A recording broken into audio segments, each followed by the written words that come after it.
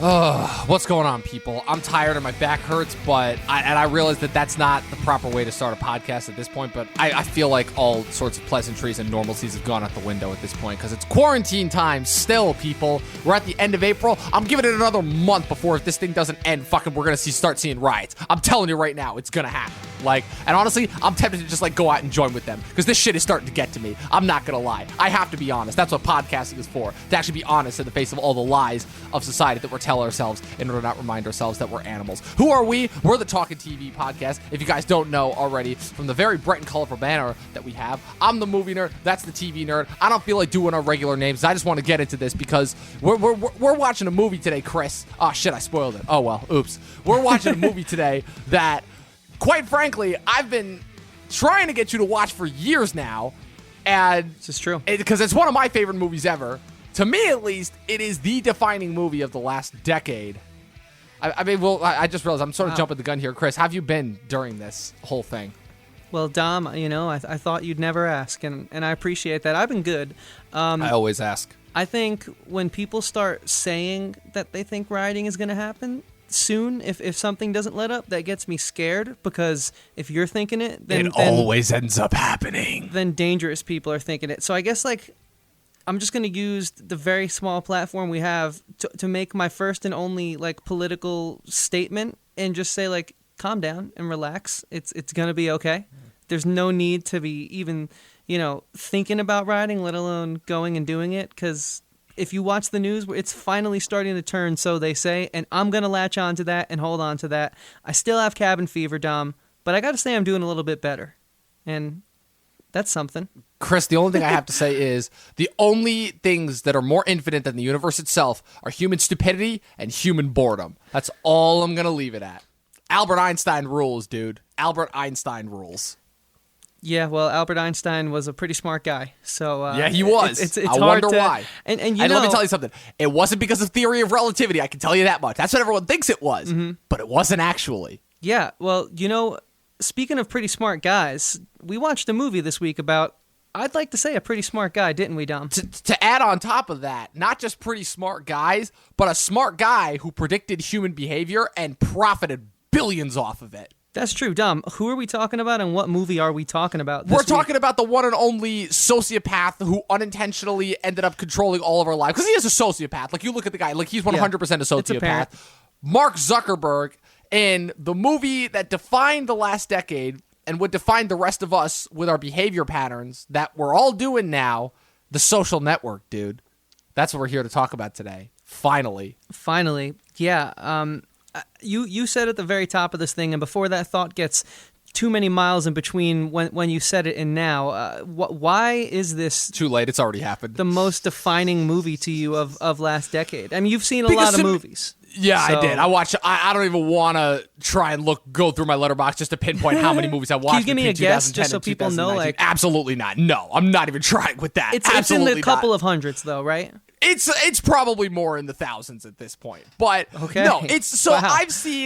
So if I had to, it's funny because it was between three movies for me for defining the last decade. It was between this, The Wolf of Wall Street, and Her. And the reason why I went with this one is because while The Wolf of Wall Street predicted, kind of showed a mirror up to society in terms of how we admire awful people, that was good. But it wasn't. But it was still we were still kind of familiar with the Scorsese stylisms. Her came very close. But the thing about Her is that it was still very remote. It was still a very personalized character study. The reason why I go with The Social Network is because The Social Network, aside from being a great character study, the thing is the kind of the difference between that and something like Her is only about one person, and so that doesn't necessarily kind of predict for other people's behavior because different animals react to different stimuli in different ways. This movie kind of was almost like a psychological experiment where not only is it predicting where we would go and kind of how we would become invested in this new kind of toy, for lack of a better word, that would ultimately just become a second society within society itself, kind of playing around with those types of ideas. Yeah. But it also kind of mixed and meshed ideas and showed everything that was wrong with that idea, but also kind of how we were never ever gonna not go in that direction, if that makes any sense. I'm trying to be aloof as possible because I really want to get into it and start deconstructing this thing, because it asks a lot, to say the least, and was right about a lot of things. Yeah, so I guess my comment to that spiel, which I agree with, is it's crazy to think like this movie was shot in 2010, so let's think it was probably written like 2008. Yeah, right. Yeah, exactly. So I mean, and it's all so now, like where it goes and what he's saying and how he thinks his invention, because he did invent something, he invented and he kind of changed the landscape of social media. Like they spoke about Friendster and MySpace and how those were there, and certainly MySpace was the first big social media titan, but it never achieved the things that Facebook achieved, and it's $1 trillion company now, and it's just so crazy to think like even back then people saw this coming. And so Dom, like, why don't we got to start breaking this movie down now? Well, before we start breaking the movie down, it's actually funny that you mentioned that. See, you talk about kind of changing the game of social media. I would say, if anything, this is what wrote the rule book on social media, because the whole thing about the internet that we talked about is that, like, before 2010, like, you and I talked about this during our commentary for the movie, like, for the 2005 to 2009 internet space, like kind of when Google really came into its own, right? And then YouTube became a thing in 2005, and then the Lonely Islands launched and created the idea of a viral video. I don't remember what was their first one, but they like basically created the idea of a viral video. But kind of the rules of the internet were pretty much unwritten at that point, and it was a really free space, and that's why kind of like if we're talking about some of our favorite YouTube critics, we're kind of able to start up around that point and really start to profit off of that, like your Jeremy Johns, your Chris Stuckmans, now we have all these rules for following, like how we break the algorithm and how we can like kind of max it out and peak it in order to get views. But back then, none of those rules existed, and so those guys could just put out freeform content and get like millions upon millions of views because it was just this completely new thing. But before that, like even like but during all that time, we didn't even realize that like we had this social network that was going with Facebook. And so by the time people realized even what it was already too late. And then from there, it's like every decision that came post like kind of that 2009, 2010 landscape was what would dictate like how social media would go for like the next 10 years and beyond. Yeah, dude, I mean, the timeline in this movie, I had no idea, like, there was a the Facebook, right? Before they dropped the and just went with Facebook because it's cleaner. I had no idea that it was even, like, a thing, dude, back then. And so, like you said, yeah, when I finally realized what Facebook was, it was already a monster. It was already too late. I think that's for everyone. I made Facebook in 2009, and by then there was already, like, millions and millions of users. So this thing is just... It's a monster, it's a behemoth, and I think this movie did a really good job capturing the early years of not only Mark Zuckerberg as a person, but like capturing the effect that it was already having on relationships and just cultural structure back then. So Dom, you ready to break it down now? Absolutely. Cool. But if I could just tap into real quick my personal history of Facebook, I just want to say that I made my first email at the same time, 2009. I was in 6th or 7th grade. I was with my brother on my back porch, and we made my first Gmail with 2 names from The Godfather as a joke.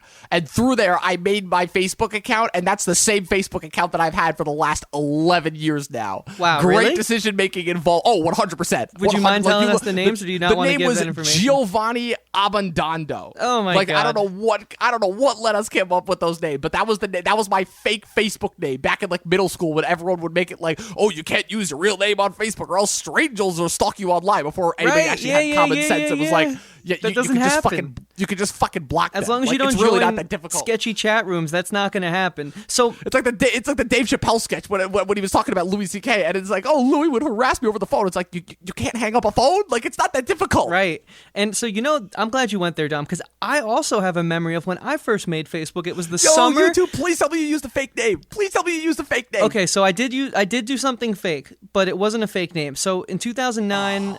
I forget how old I was. You're what, 4 years younger than me? I'm 4 years younger, so if I was 12 in 2009, that means you would have been like 15, 16. 15, 16, and so, I was like, okay, like, I want to be on Facebook. I had a MySpace. My parents didn't know I had a MySpace at that point in time, so I was already under the radar, and I was like, if I'm expanding, we have to go even more low-key. So I took half of my AOL username, half of my Gmail username, made a Yahoo account specifically for Facebook, which is still my account to this day. Summer on vacation with my best friends in Connecticut, and we were just posting pictures of the Facebook, and It was just like, dude, we shouldn't be on this thing. Like, this is like the adult social media. But this is so cool. And it's like, why is it, before we unpack the film, why is it that, like, I guess it's because Facebook is just like such a powerful entity. Well, but at that time, why I is could it say these it was memories are so... Well, it was the risk factor. It was the kind of, you were a little kid and you thought you were doing something that was edgy and cool. It's the exact same reason why this thing caught on and why this movie works so well. Because this movie was just as edgy and cool as the thing that it was about, which was the point. Like Facebook, they even said it in the movie. It was edgy and it was cool and it was new, you know? No college kid in their right mind knew what the fuck Facebook was. They didn't know what it was going to be. They just saw something that would allow them to rate girls' hotness, and that was cool, you know? It still is cool if we're being completely honest. Tinder. We have fucking Tinder for that now. Exactly. So, all right, you want to take the reins on this one? Let's talk about the movie. So the movie itself is based off of a book called The Accidental Billionaires. Don't ask me who wrote it, because at this point, that person owes their allegiance to David Fincher and Aaron Sorkin for finding this book and making it into the movie that it is. It was released in October of 2010, directed by the great David Fincher, the director of Alien 3, The Game, 7, Fight Club, Panic Room, The Curious Case of Benjamin Button. Some truly great films. But if I'm being completely honest, this to me is his magnum opus, written by Aaron Sorkin, the creator of one of the greatest television shows to ever grace the silver screen, that being The West Wing. Also wrote Moneyball, Charlie Wilson's War, A Few Good Men. The point being is that this film truly was the unification of two masters at their craft. And it's funny because I watched a video essay from Lessons from the Screenplay, kind of how this film is like the perfect like example for collaboration between, like, you get like a writer that's at like the top of their game and a director that's at like the top of their game. And this isn't like a Tarantino mid-90s situation where Tarantino, in between while he was making Reservoir Dogs and Pulp Fiction, had a few scripts that he wrote, but he was so busy with production that he just sold them off, and those couple scripts ended up becoming True Romance and Natural Born Killers. And like, you could see his stamp on them, but for the most part, it was the stamp of the two directors who ended up getting those two movies, which is Tony Scott and Oliver Stone. That was not at all the case with this movie, because with this movie, you could just tell from the minute that the opening shot, that opening sequence with Mark Zuckerberg portrayed by Jesse Eisenberg, and to me, his best performance ever that he will never ever top, and his girlfriend Erica Albright portrayed by Rooney Mara. You could tell, like, just with the slick pinpoint precision sensibilities of Fincher, with the lighting and the cinematography and everything, with the rapid fire dialogue, play-like dialogue of Aaron Sorkin, and it just completely meshes, like, absolutely perfectly. So Chris, kind of that again, very similar to how this movie delivered its exposition. Mm-hmm. That was a lot that I just dropped on you. So kind of, what are your whole thoughts on all of that? Like, were you familiar with any of these guys, like Fincher or Sorkin, before you watched this movie, like with any of their work? Yeah, when you name their films and things they've done, I've seen a few of the specific movies that you named. Moneyball being one. But the thing is, I guess, and I think when I watched these films, I was a little too immature. I wasn't thinking film-minded, I was more like on the music side. I saw these films a long time ago, so A, they're a little hazy, and B, these are for some reason names that never came up too much throughout, my trials and tribulations of film school. You're the only one who's really kind of brought them up in conversation, so I would say this was my first, official meeting with these two creative people, and I gotta say, it's a pretty impressive one, to say the very least. It definitely feels like that too, because like I said, it's never before do I feel like we've had a collaboration where the writer of the film, his styles and sensibilities have just as much of an effect on the film as the director's does. Like, I'm really trying to think hard. I don't think that's ever been the case before, ever. There's so much of the time where, like, directors just get scripts that have already been written and have been circling through the Hollywood system for months on end, and the director just picks them up and then just makes them, and kind of puts their stamp on them. So by the time the films actually get made, sometimes the writers don't even recognize that it's their own work, It's like, wow, I wrote that thing, like, fucking so long ago. I didn't even think it was ever going to get made. That's just happens, Yeah. So I guess I really do have to give credit for that, because that collaboration right there is, to me at least, part of the reason why this movie is so good and why this movie has stood the test of time so well. But, like, I guess if anything else, if we're taking even more timely factors that put into it, like Aaron Sorkin, the fact that he wrote this and kind of had an understanding of the characters in this way, like, I don't know, like, do you think that, like, Sorkin understood, like what exactly it was that he was helping to influence, because Sorkin doesn't exactly strike me as the type of a guy who like knew what Facebook was going to be, like obviously this is 2008, 2009 that he's writing the script, so Facebook is like on its way there, but it's still not to like gargantuan level that it is now, like he was probably familiar. The thing that I enjoy about Sorkin's work is Sorkin is very sneaky with how he writes. He makes you think that everything is plot focused, but by the end of it, you realize that it's completely character focused. Like he has a very subtle way of kind of sneaking in those kind of little character digs and conflicts without you even realizing that it's there, which to me is brilliant because as we know in screenwriting, conflict is the key to good screenwriting. What's another example of his that you would say does that, sneaking in these little intricacies and whatnot? Oh, it's all over every single project he's ever done. Like you look at anything that Aaron Sorkin has ever written or directed, in this case, because he made his directorial debut a couple years ago now with Molly's Game, it is all over his writing styles. Like, I've watched 3.5 seasons of The West Wing. There's 7 seasons of that show, and it is all over almost every single episode. It's in Moneyball. It's in A Few Good Men. It is all over this movie, Would you say like, he really kind of just gets characters and more specifically like character dynamics? Yes, 100%. Okay. Like it's one thing that he gets character dynamic, but it's another thing where and again it's where I have to give it to him specifically as a writer, where he's writing these guys. I have to assume that he's writing these guys based solely on the struggles that they had in real life. Like obviously like there's a large part of this film that was manufactured, as is the case with every biopic, but like you can tell that like with like the seething kind of anger that Eduardo feels towards Mark at the end, and kind of like the what's the word? Like kind of the ignorance that Mark has towards just like other people's feelings, like the whole way that him and with the way that Eisenberg plays Mark in that movie, where he's like, you can tell from like the opening scene when you see Mark and Eduardo in that college dorm room together, where he's like, I need you. I'm here for you. No, I need your code. Like he doesn't actually give a shit about him as a person. No. He just needs something from him. And that's apparent from minute one. And it continues throughout the whole movie. He certainly is a user. To answer your question, do I think that Sorkin was able to predict where Facebook would go? I mean, I don't think anyone could have, but I guess if I have to answer that question as like an analyst of film or someone who's at least aspiring to like, give his best shot to what we're doing right now, I'm not familiar enough with his work to really speak to that. But the one thing I can speak to is what we were just talking about in the character dynamic, because this movie has zero flash in it. There's like, 6-7 sets tops, I think, but the intensity is never not there. The exchange back and forth between these characters, and kind of like you just said with Jesse Eisenberg portraying Mark Zuckerberg, I mean, and that's why I would be curious to know how much of, because a lot of these biopics, there's some revisionist history. They change some things to make it a movie and less of like a documentary.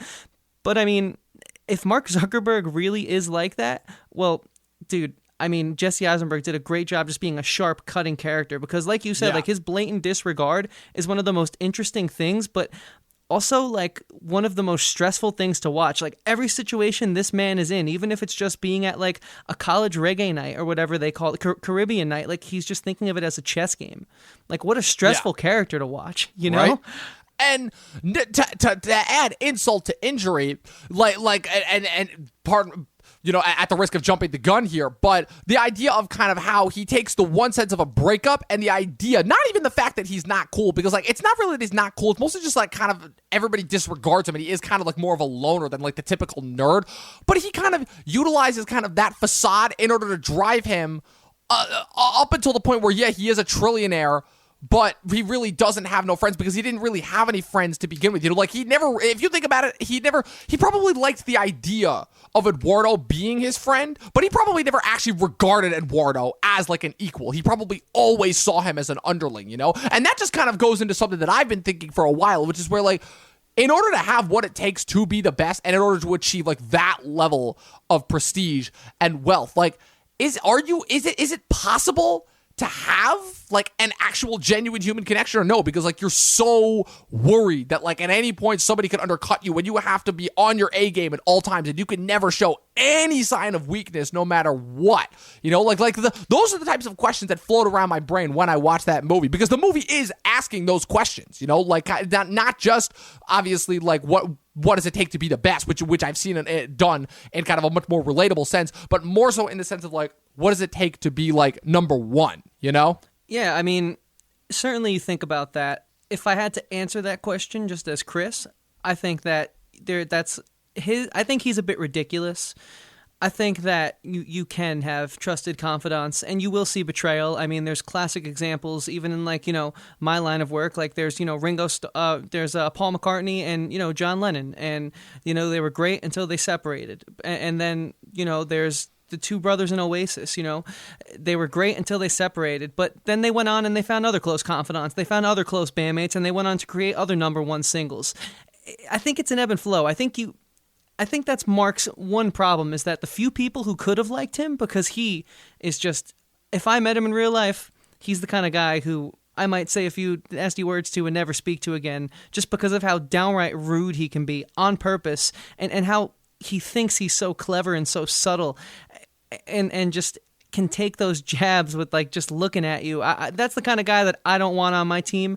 And I think that there are super nice people who can like get to the top. But I do think that like it happens, dude. Like look at every single big band that breaks up. Look at every big company, like like Apple. They've had their breakups at the start. Look at Microsoft and Bill Gates. Like they've all left their partners, because when you're working in proximity that close with people, it gets mucky. It gets it gets dirty. But at the end of the day, I do think, and this isn't to say about Jesse Eisenberg. This is about Mark Zuckerberg. I thought his performance was great, Eisenberg, but I think that Mark Zuckerberg is a bit ridiculous and a bit too much of like a John Lennon comparing himself to Jesus mentality. I think you can win the other way around. So you think he kind of always had that God complex, even if he didn't necessarily think it at the time? Well, I think that was kind of told to you in the first hour when you realized like, not even the first hour. I would say within that opening scene where he's talking with Erica and like comparing, is like, oh, I could do all this stuff if I wanted to. I just don't feel like it. That too, and then all the things you didn't see kind of portrayed it. Like you didn't see him like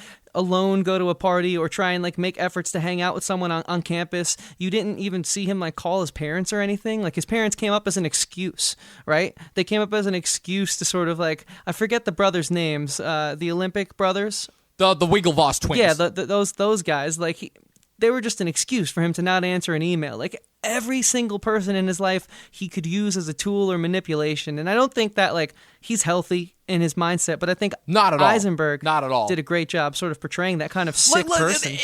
It just shows you, like, the minute that he has, like, the one breakup, like, the 1 minute where he actually, like, has to recognize that he has to take responsibility for something, he doesn't. Because, again, at that point, he's a dumb college kid. And, like, any of us in any rational situation just goes on the internet and complains about it. But the difference being that at the time, the internet was not just this void that you could just throw your voice into and just drown in a sea of people shouting their opinions into an empty void. At that point, he actually could have some influence. And he did. And in my opinion, he did it in the worst way possible. But, hey, it made him trillions of dollars. So yeah, and morality clause here. And to like finish off my point of what I'm trying to say, Mark Zuckerberg, an asshole. Jesse Eisenberg, amazing job portraying that asshole. Brilliant. Because I feel super strongly about.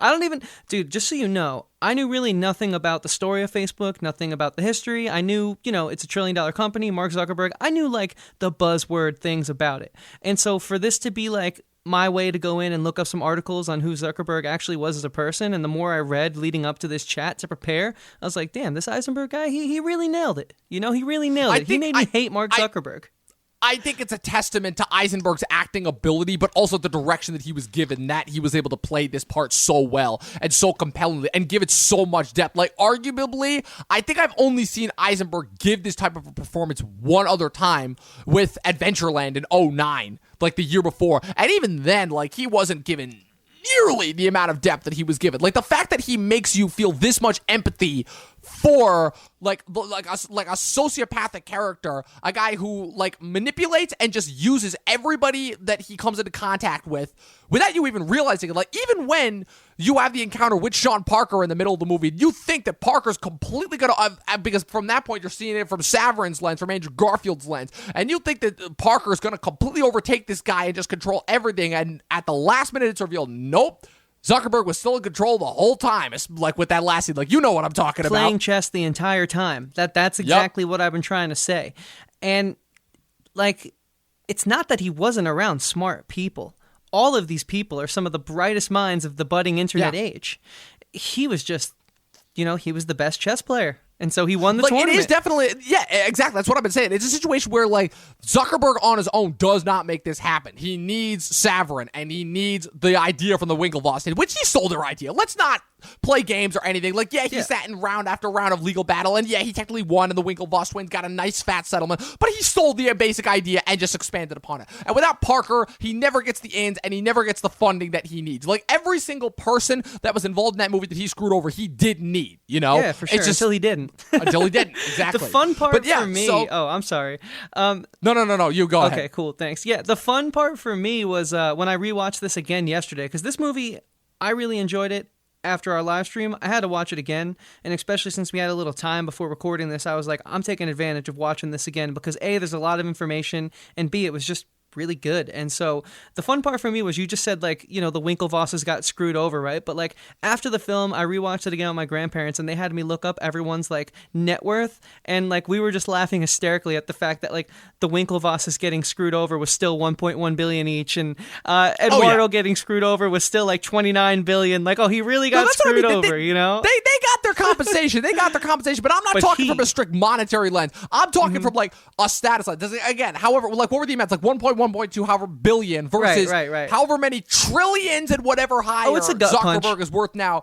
Right. It's a gut punch, not to mention the fact that it's like, with then it's not, when you get, it's funny, I've had conversations with this about other family members too, which is where when you're at that level of prestige, it is no longer just a money thing. Like that's the thing. Like part of the reason why Mark and Sean cut Eduardo out is because he was trying to make them money. The whole thing about it is they wanted it to be cool. They wanted it to be this cool, like, basic party, you know? Like, when you get to that level of prestige, your only goal is to keep the party going because that's what keeps the money flowing, you know? But they're not still thinking of it as the money flowing, which is why they were still able to profit. They're still thinking of it as, we just got to keep this going because this is cool, and it's more and more people, you know? At that point, it's more like a drug rush than anything else, I would say. I think so. You know? Which I feel like is why, like people complain so much all the time about, like, why the rich and wealthy never, like, share their wealth, which is inherently dumb statement to me. Like, the fact it's like, yeah, if you made that much fucking money, yeah, would you share it with all these people that want it? No, exactly. Use your goddamn common sense. Right. But just beyond that, it's like when you're at that level, like I'm talking at, like, you know, like the Trumps, the Clinton level, you know, that shit. It's like they're not doing their shit for just wealth. Like, their money's set. They're good. They're doing it for like a prestige level in order to kind of maintain the illusion of power. You know, it goes back to this incredible quote that I heard from House of Cards. Again, I hate to keep quoting Kevin Spacey, but there's a reason why this guy was such a great actor for so many years, which is where when he's talking to the Kate Mara character in the end of season 1, he's like, everything in life is about sex except sex. Sex is about power. I remember that. You know? Mm-hmm. And he's 100% right. Like, it's like power is like, it goes back to Game of Thrones too. Power is nothing but an illusion and a facade, but the minute it's broken, it's gone, which is why the people in power have to maintain it for as long as they possibly can. And that is what I think. This movie does a lot of things right, but the thing I think this film does exceptionally well is translate that feeling of loss that Eduardo, that the Winklevosses, that everyone else who got screwed over and cheated out Sean Parker of Facebook felt. Because, like I said, at the end of the day, me and my grandparents, we had a good laugh about how, oh, they really got screwed. They walked away with billions. I mean, they really are hurting, you know? Like, that was our joke.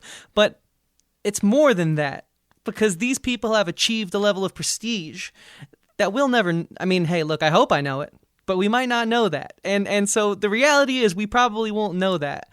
But what we can relate to is your pride getting cut. And at that level, it's got to be such a deep cut. How do you recover from that? And so...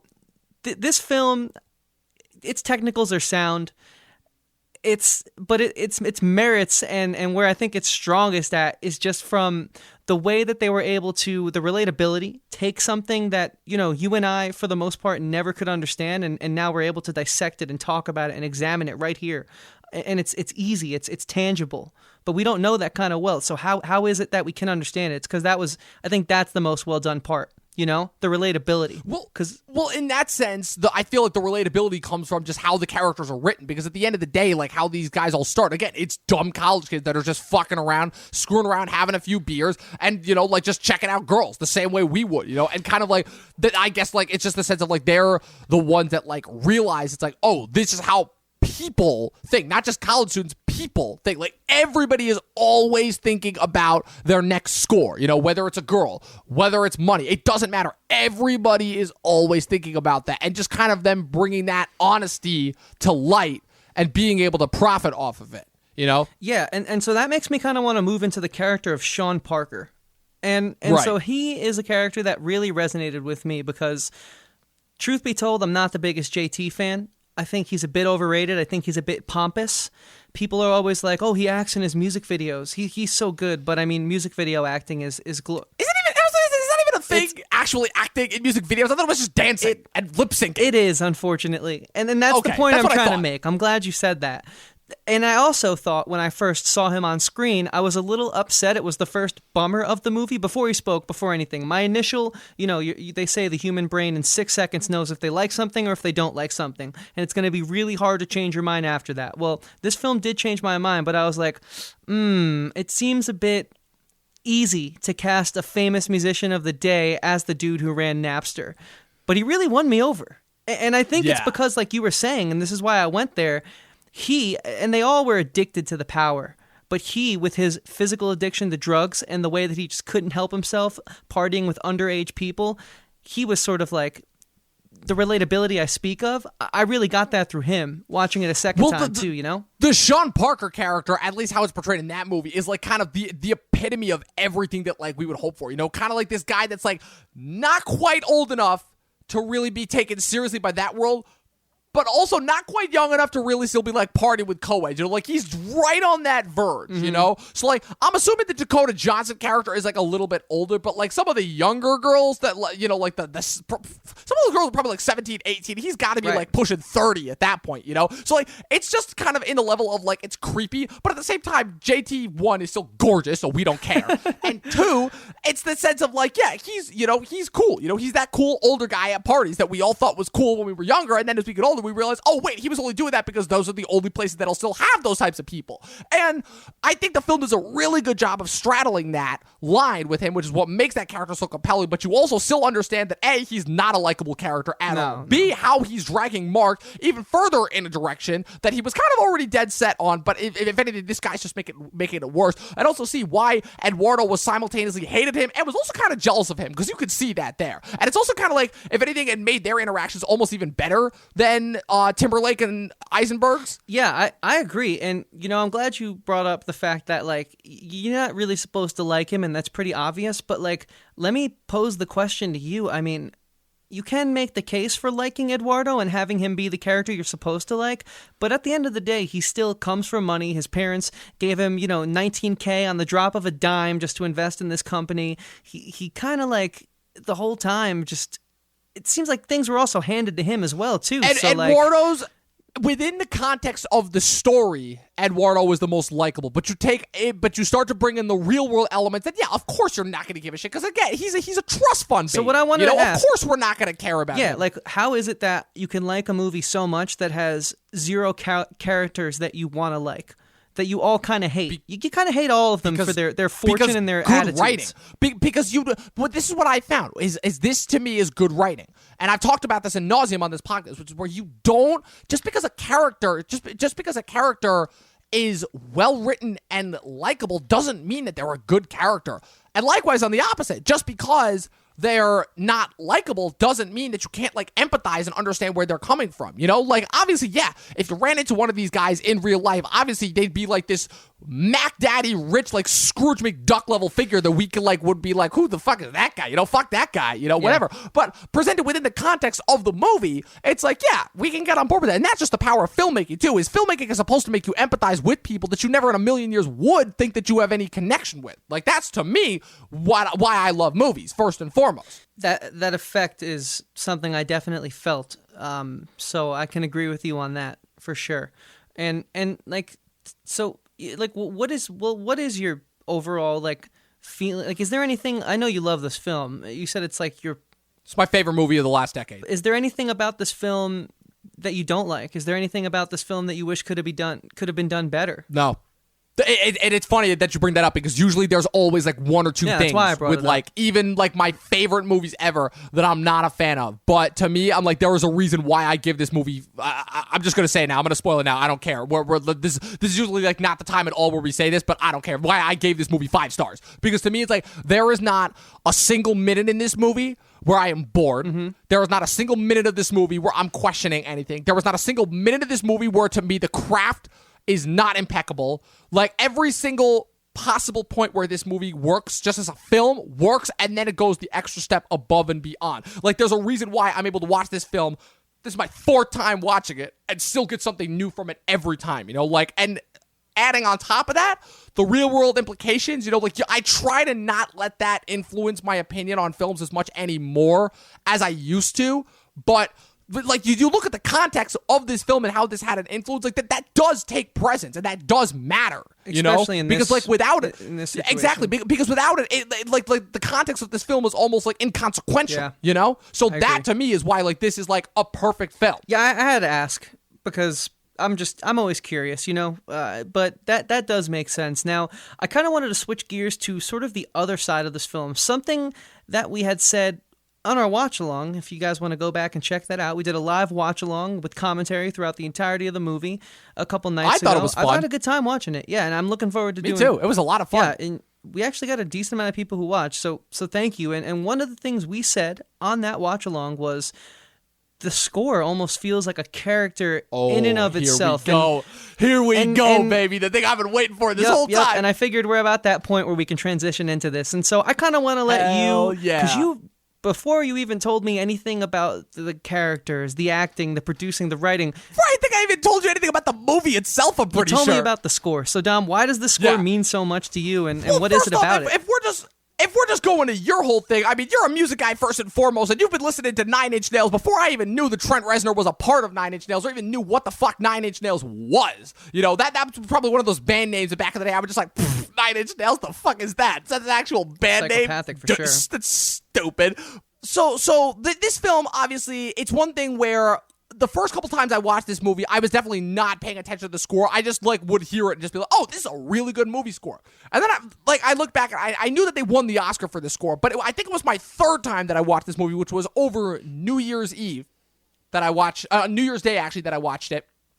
And I was just listening to the score and just like how like the little like the couple piano notes that they do to begin with, you know, and then like how it gets more intense, like how they're mixing like the more electronic vibes with like kind of some of the synthy vibes. It's like the reason why I go to this as kind of a perfect score is not only capturing the tone of the setting and of what the film's going for perfectly, but also for knowing exactly the type of levels to set within each scene, you know, and that's not something that I can say about a lot of scores. Again, you're the music guy, so you'll be able to speak to this more than I can, but the thing that I've always been impressed with Reznor and Ross, what they're able to do is because we've seen a lot of scores, and scores have a huge tendency to kind of overpower the scene and kind of tell you how you're emotionally going. I've even seen it in an instance where the score is actually better than the movie itself, you know? Like, as much as I fucking hate Batman versus Superman, I think that movie is an absolute dog shit piece of shit movie. I do like Junkie XL and Hans Zimmer's score that they did for it. I actually really like Hans Zimmer's score for the Man of Steel. I think it works for the tone that movie's going for. But I also will admit that there are certain points where the scores in that movie, and Hans Zimmer's scores definitely have a tendency to do this, John Williams as well, kind of overpower and kind of tell you how to feel. But once you take the scenes themselves, they're like, oh, those are kind of just dumb scenes. I have never seen that happen with a Reznor and Ross score like once, and this is like the go-to example for that because like I said this in my review for when I did this movie for my top 10 movies that are turning 10 years old, and I said this during a watch along. This movie is completely the score is understated when it needs to be. It is overpowering when it needs to be. It is synthy when it needs to be. It's reverby when it needs to be, but it never overstays its welcome. And I have to give them so much credit in the world for that. Yeah. I couldn't agree more. And so to sort of further dissect why I think this works from a musical standpoint is because so there's something in music it's basically when two notes clash but in a way that is harmonious at the same time as they are clashing. And And they did that a lot with the piano. So they had the root note, the very underscore droney bass, and the piano on top. Sometimes you might think it hit a wrong note. No, that's just the good contrast. And it was in the same key. And that kind of contrast was used a lot to sort of like say what the characters were feeling after a scene. Like he would like be running through the Harvard campus to go back to Kirkland, and so then that's when you would get that type of score. And so I was sort of thinking, oh, okay, so this score is kind of Mark just had this interaction, and now he's sort of postulating on that and thinking about that as he's traveling. And whether or not that is the case, that's how it impacted me. And I thought that was brilliant, because most of the times, like especially while I'm watching something for the first time, I'm not making that connection, let alone even looking for that kind of thing. And the fact that just found me, I thought was really brilliant. And another thing I think, aside from just the score, the audio, the achievement in audio, when it was in the nightclub, I remember commenting on this in our live watch as well. The music was very 2003. That was such a 2003 style techno song. It was super outdated, but it was hip for the time, and it was a high quality song for the time as well. That trancy house that doesn't stop, that shit they loved it back then. And just overpowering too, but also the fact that you get an Aaron Sorkin level dialogue exchange scene, which is not at all a quick dialogue exchange scene, in the middle of a pulse pounding club, and you can tell every single word that they're saying, which is insane to me. It was simultaneously very crystal clear, but also processed, whereas I've been to many concerts, and that's exactly how it sounds and feels when you're talking over a loud band or music behind you to someone that you're at a show with. And I was like, This film is just firing on all cylinders and on all facets of the technicals. And yeah, the score was a character, man, because like I said, it gave me that feeling of him walking through Harvard. It added more to the thought process, to the feeling, to the emotional quality of the film without being written a line, without even being something you can physically see. It was only something you could hear. And that was the first time ever, honestly, aside from, and this is my bias, I love the A New Hope score. I think that is the one John Williams score that is not stepping on any toes of the scenes. But aside from that, this is the first time in recent years that I was like, wow, this is what a perfect score is, And you want to know what's even more wild about the score itself is that this score was so good. And especially now, hearing it in public, I've rewatched this movie twice now, just this year alone. This score was so good that I started hearing it in like some of their other recent movies that they did their scores for. Like they did the score for mid-90s, and they did the score for Waves, which is one of the few A24 movies that you missed. I caught up on it. I didn't know that. It's the movie itself is okay. It didn't hold up as well the more I thought about it after I watched it initially, but the score is pretty good. Okay. But especially with Watchmen. Like the score that they did for Watchmen, which we've both talked about ad nauseam. Like that is another score that had a huge part. I would say not as big a part, because I feel like with that one it's much more so based off the source material, but also where the score had a huge big part. And especially that track, None with a Motherfucking Gun. I can hear like when they pick up on the electric guitar riffs in that score, I'm hearing, I'm like, holy shit, that's Social Network right there. Yeah, just to surmise this, like my feeling on the score, it's like everything you said, it never overstays its welcome. And when it's there, it doesn't take away. In fact, it enhances and enriches the experience. And so I got to ask, like, how did this film do at the Oscars with like the technicals, with sound design, with the score? Like, was it slept on at the time, or? I would have to do a quick Google search. But okay, that's fine then. If not, I just was wondering if anything came to mind. I only know that it won score and adapted screenplay. But to me, and this is again like why I feel like this kind of kicked off an entire decade of just miserable Oscars. Like with the Oscars, we've already had our discussion about them. We know they're outdated, they're pointless. But this year, I feel like was the year that kind of kicked off an entire decade's worth of just ridiculousness, because like everybody kind of knew. Like don't get me wrong, 2010 was already a great year just for Oscar picks in general, because that's the same year. Like if we're talking like some of my personal favorite Best Picture lineups from the last decade alone, I would have to go 2012. I thought was good. 2017 had some decent choices. But 2010, I think, is still the best, because 2010, besides The Social Network, that's the year you get 127 Hours, Black Swan, The Fighter, Inception, True Grit, Winter's Bone, which the fact that movie got nominated for Best Picture is insane to me, because that movie wouldn't even get touched now. And that, keep in mind, that's also the last year that we got an animated movie for Best Picture, not just Best Animated Feature, Best Picture, with Toy Story 3. And this movie lost out both picture, director, and actor to The King's Speech, which is another biopic by the infamous Tom Hooper, the director of everyone's favorite movie from 2019, Cats, that was a made-up, fictionalized account of King George the Sixth's, no, it was probably later than that, portrayed by Colin Firth's fake speech impediment that he apparently had to get a language tutor for. I've never seen the movie, and I'm not gonna lie, I still have overall resounding bitterness the fact that The Social Network, lost out to that movie because you look back, Chris. I know you never heard of The Social Network until I told you about this movie, but would you even know about a movie like The King's Speech? And if I told you that movie won Best Picture, like I just want to see like your reaction to like how a movie like that winning Best Picture, like me telling you that now. Well, I hadn't heard of it until right now, but what I can say is after seeing this movie, it just paints the picture as to what we've said being true about the Oscars and all these award shows of any type of art. So it's ridiculous. You know, one thing though, Dom, I actually had heard of this film before, and I was off-put by it because everyone who spoke to me about it they wouldn't shut up about how amazing it was. And it was the sense of where you didn't want to buy into the hype because like you'd probably been burned. It's like, okay, I don't want that. This thing has already been overhyped. I'd been burned before. I know that happened with a few people with Parasite. Touring with people, meeting new people on the road, and just having conversations when you stay at someone's house. Like, what else do you like? Oh, I like movies. I like this. This movie has come up, especially like within our generation. It's very popular and whatnot. But I was just like, these people are all snobs about this film. Like, I just didn't want to touch it. But then here I am, 10 years later, 10 years. Thankfully, hey man, it gets to everyone eventually. I watched it. It gets to everyone why eventually. do you think it is that, like, not only did my grandparents enjoy this film, but just our generation in specific just loves this movie? Because this is the movie about our generation. Like, yeah, obviously it's about a millennial, but this really is the movie about our generation. You know, like think about it. Like our generation is the first one to really utilize this technology and have it. Like we grew up with this. You know, like this thing came up while we were in middle school, and every generation that's younger than us has not known anything other than that. Like every generation that's younger than us is never going to know a generation where there weren't cell phones. Forget cell phones, where there weren't smartphones and where there wasn't social media. Like the younger generation than us are never going to even begin to fathom a time when there wasn't social media and when there wasn't this sense of instant gratification and just this infinite amount of information that you could get at the click of a button. They are never going to understand that. So I feel like that, in a sense, is why this film is just appealing on a generational level, because it's literally an origin story of our generation. We kind of walk the line of knocking on our neighbor's door to see if he can come out of play, and 8 years later just texting, "Hey, you free?"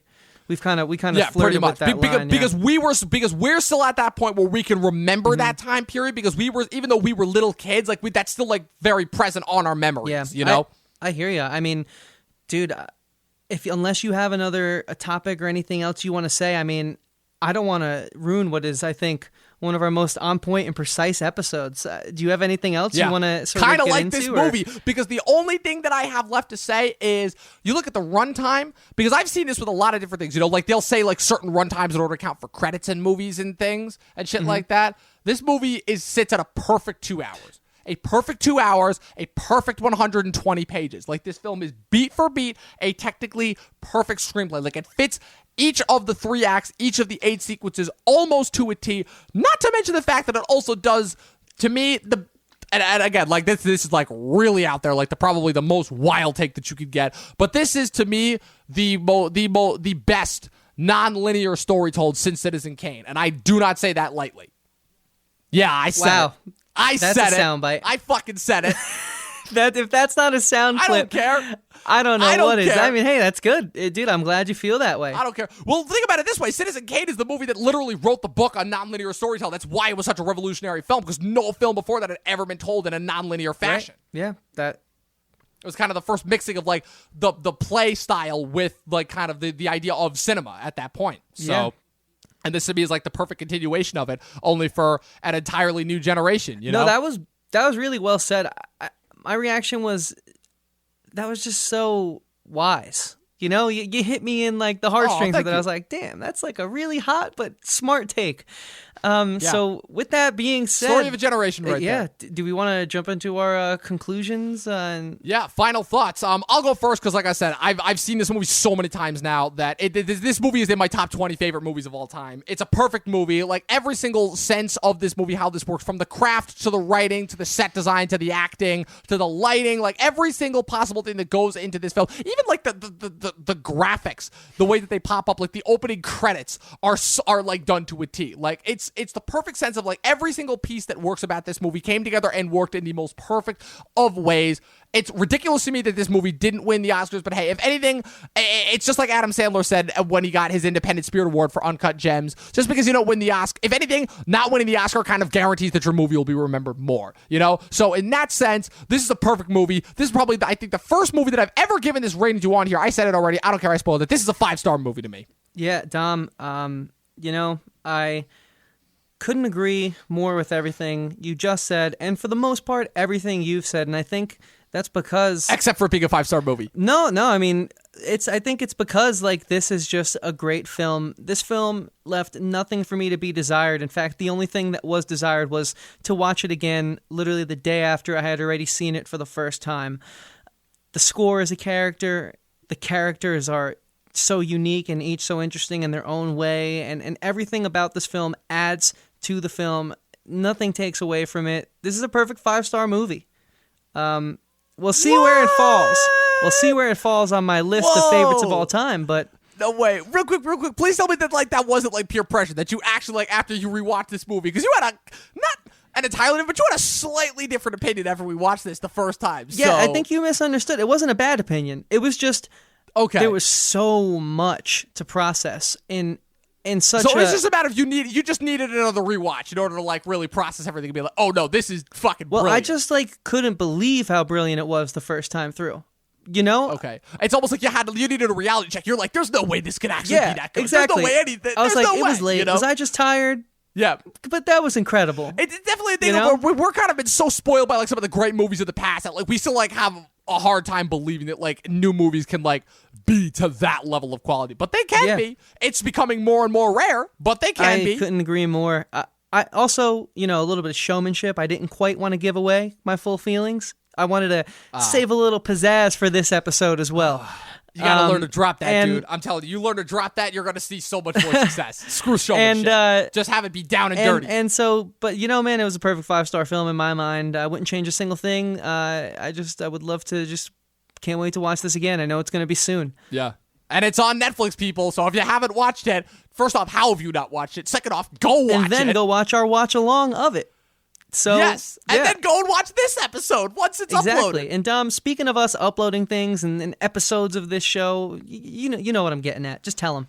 I know what you're getting at. So, guys, we're on the Talkin TV podcast. We have a podcast. I feel like that speaks for itself. We're on Anchor, which is a free distribution service that goes out to, Chris, count it down with me, Spotify, Apple Podcasts, Radio Public, Google Play, Stitcher, Pocket Cast, not SoundCloud, because fuck SoundCloud. We're also on YouTube and all of our different social media platforms, Facebook, Instagram, at Talkin TV or at Talkin TV podcast. No G in there. Chris, where can the good people find you?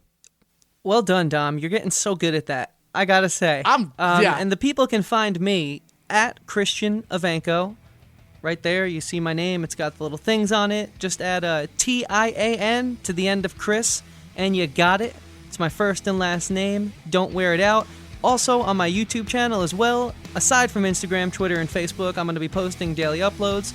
Probably like starting 3 days from when you're seeing this. Just doing some songs I really love and sort of explaining why I love these songs and why I chose to perform them for you in the first place on my channel.